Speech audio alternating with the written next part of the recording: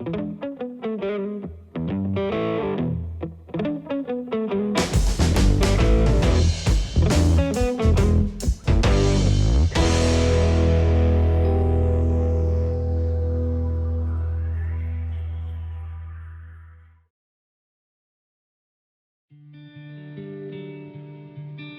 une maison, la salle de bain, c'est une pièce qui est vraiment essentielle, mais c'est pas parce que c'est essentiel que ça a besoin d'être grand. Faut juste que ça réponde à vos besoins. Dans notre cas, on voulait maximiser l'utilisation des pieds carrés, donc on a installé une toute petite salle d'eau en dessous de l'escalier au rez-de-chaussée. Ça permet que quand on a de la visite, les gens n'ont pas besoin de monter au deuxième étage pour aller à la salle de bain, ils peuvent utiliser celle du rez-de-chaussée. Au deuxième étage, on a la salle de bain principale, puis on avait aussi besoin d'une laveuse sécheuse. On a essayé de mettre tout ça dans la même pièce, mais avec l'espace qu'on avait, ça fonctionnait pas super bien. Donc ce que j'ai décidé de faire, c'est de séparer en deux pièces différentes, une pièce de salle de lavage, puis une pièce de salle de bain principale.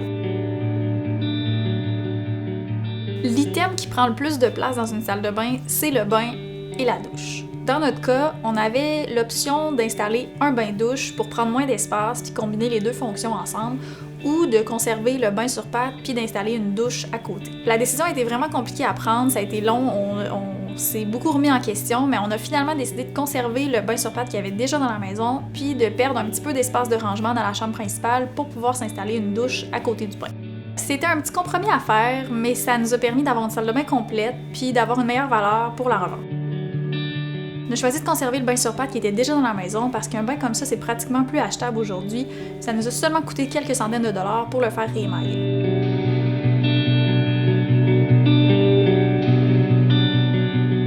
Nous, on voulait absolument une base de douche monopièce. Ce qui se fait sur le marché habituellement, c'est des produits en acrylique, mais nous, on a choisi de travailler avec la compagnie WetStyle qui fabrique ces produits à Montréal.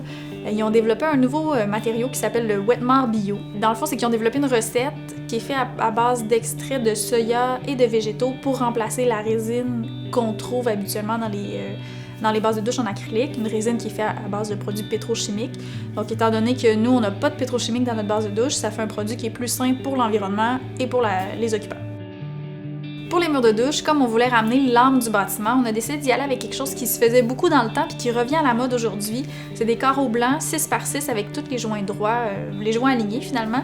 On a été chez Pelletier Déco-Surface, puis ce qu'on a fait, c'est qu'on a acheté une tuile qui était une erreur de commande. Donc un produit qui avait déjà été commandé par un client, mais qui finalement n'avait pas été acheté. Ce que ça a fait, c'est qu'on a pu payer 50% sur le carreau, puis qu'on a fait un choix que j'appelle écologique, parce qu'on a récupéré un item qui allait pas être utilisé.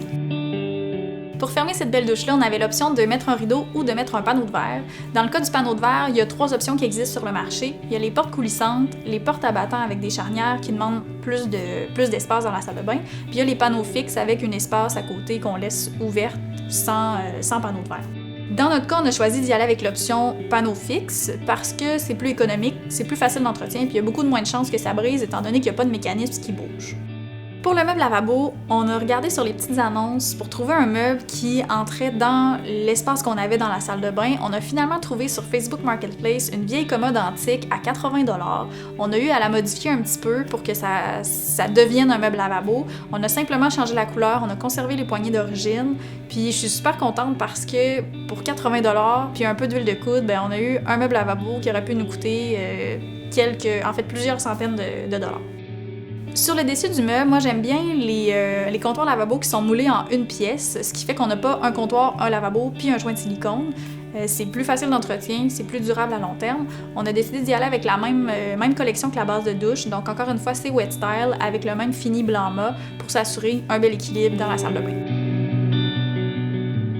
La robinetterie de qualité, malheureusement, ça coûte plus cher que ce qu'on pense. Je trouve ça vraiment important d'aller magasiner la robinetterie chez un détaillant spécialisé en plomberie plutôt que dans une quincaillerie. Parce que même si une compagnie fait 2 robinets semblables qui sont vendus à ces 2 endroits-là, celui qui est vendu en quincaillerie va durer pas mal moins longtemps puis va devoir être remplacé après 1 an ou 2. Celui qui est vendu chez un détaillant est fait de meilleure qualité, a une meilleure cartouche, un meilleur fini, puis va durer pas mal plus longtemps. Moi, je travaille généralement avec Thalassa Plomberie Décorative, puis pour notre salle de bain, on a choisi d'y aller avec les produits Riobel. Comme la majorité de leurs compétiteurs, les pièces sont fabriquées en Chine, mais au moins, il y a quand même un aspect local à ces produits-là, c'est que les pièces sont livrées à Montréal, sont assemblées puis testées dans leur usine. Une des caractéristiques à vérifier quand on choisit un robinet, c'est le débit. Le débit, c'est pas la pression, mais c'est plutôt la quantité d'eau qui va sortir du robinet pendant un nombre X de temps. Donc, nous, on a choisi un modèle qui, en fait, le modèle standard a un débit de 5,7 litres par minute à 60 PSI. 60 PSI, ça, c'est la pression. Puis nous, pour une dizaine de dollars de plus, on a pris le modèle qui a un débit de 1,9 litres par minute, toujours à 60 PSI, donc la même pression. On économise beaucoup d'eau. Puis le jour où la Ville de Québec va taxer l'utilisation de l'eau, ben nous, on aura déjà des robinets qui font en sorte qu'on utilise moins d'eau en général. Les fameux robinets de couleur qui sont super tendance en ce moment, ben si vous trouvez un robinet noir qui est pas plus cher que votre robinet chrome, ça veut dire que vous allez devoir le changer assez rapidement. Les robinets noirs, les robinets or, puis toutes les couleurs que vous trouvez bien belles, si vous voulez qu'ils durent longtemps, il faut pas qu'il ait juste été peinturé ou plaqué sur le robinet. Il faut vraiment qu'il ait été... Puis là, il y a toutes sortes de noms, là, selon la compagnie. Ça peut être PVD, thermofusionné. Mais dans le fond, il faut que la couleur ait été fusionnée avec le laiton du robinet pour s'assurer que ça tienne la route puis que ça tienne longtemps. C'est ce qui fait que le robinet noir que vous trouvez super beau va coûter plus cher que la version chrome. Comme les matériaux qu'on a choisis pour cette pièce-là sont pas mal toutes noirs et blancs, le lambris de bois huilé naturel sur les murs ajoute un petit peu de chaleur à la pièce. Dans la salle de lavage, il y a une porte qui mène à la corde à linge à l'extérieur, mais cette porte-là a été condamnée pour l'hiver parce qu'elle n'est pas standard et on va devoir la corriger l'été prochain. J'ai trouvé sur les petites annonces un vieil évier en fonte à 80$ que j'ai fait réémailler pour 150$. Juste au-dessus de ça, c'est l'endroit où est-ce qu'on fait sécher les vêtements en hiver quand on n'a pas accès à la corde à linge. Juste à gauche, on a un espace pour construire éventuellement une lingerie, un placard à balai, mais comme on n'avait pas le budget pour faire ce mobilier sur mesure-là tout de suite, c'est quelque chose qui va être fait dans les prochaines années. Au bout de la pièce, c'est la laveuse sécheuse qui sont superposées.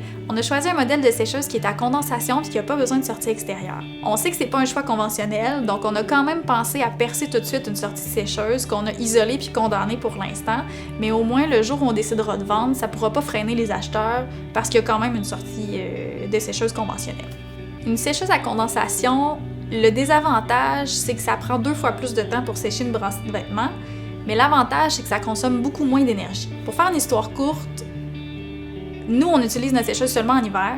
Puis, en hiver, c'est le moment où on paie de l'électricité pour chauffer l'air de la maison. Avec une sécheuse conventionnelle, ben, on prend l'air chaud qu'on a payé à l'intérieur de la maison, puis on l'envoie dehors, parce que la sécheuse tire de l'air qu'elle pousse dehors. Donc, on paie 2 fois plus de chauffage pendant que la sécheuse fonctionne, puis on paie en plus pour que la sécheuse fonctionne. Donc, la sécheuse à condensation, elle, ce qu'elle fait, c'est qu'elle va condenser l'humidité qu'il y a dans les vêtements. On a un petit tuyau qui s'en va directement dans le drain de la laveuse pour l'eau qui a condensé, mais on laisse l'air chaud de la maison dans la maison, puis on n'utilise pas d'air chaud pour sécher le vêtement.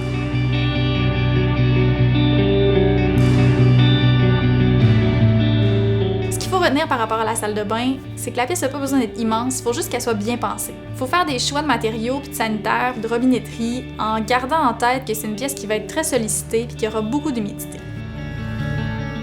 Si vous pensez faire rénover votre salle de bain sans rien faire par vous-même, prévoyez un budget d'au moins 20 000 $. Bien sûr, le prix va varier selon la dimension, vos choix de sanitaires, les matériaux, puis plein d'autres facteurs. En ce qui concerne la finition intérieure, il nous reste un dernier gros morceau à planifier, la pièce principale de la maison, la cuisine.